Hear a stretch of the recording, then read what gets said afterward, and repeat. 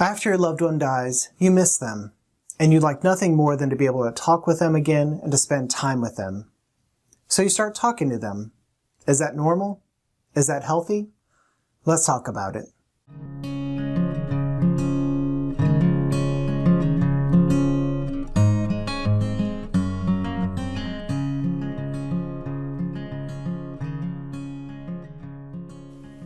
After your loved one has died, it's normal to want to stay connected. But you may have questions about what is the healthiest for your grief. Or perhaps others have told you some things you shouldn't do.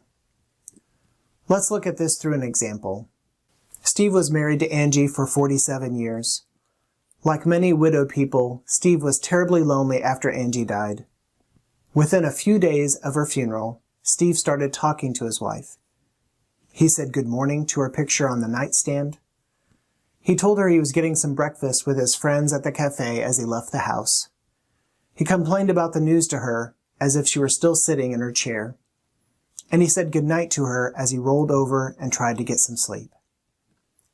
Steve wasn't expecting Susan to talk back, but he liked the idea of being connected to her. His adult children gave him a hard time about it. Dad, how are you going to move on if you're talking to her all the time? Are Steve's children right? Is Steve hurting his own grief process? No, Steve's children are not right, and Steve is not hurting himself by talking to his wife. By itself, talking to your loved one isn't a sign of abnormal grieving.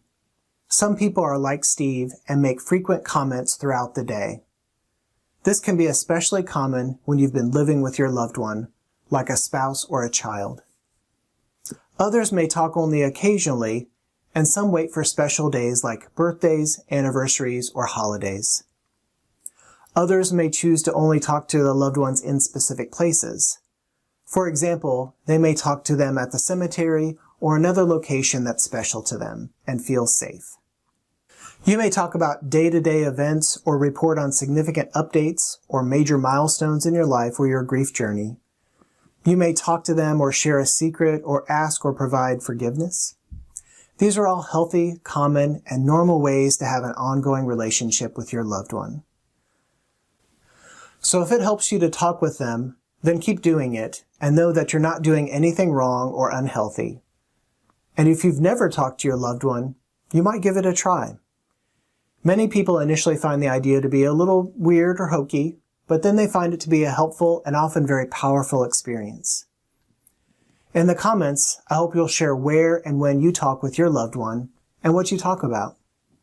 And please share this if you think someone else would find it helpful.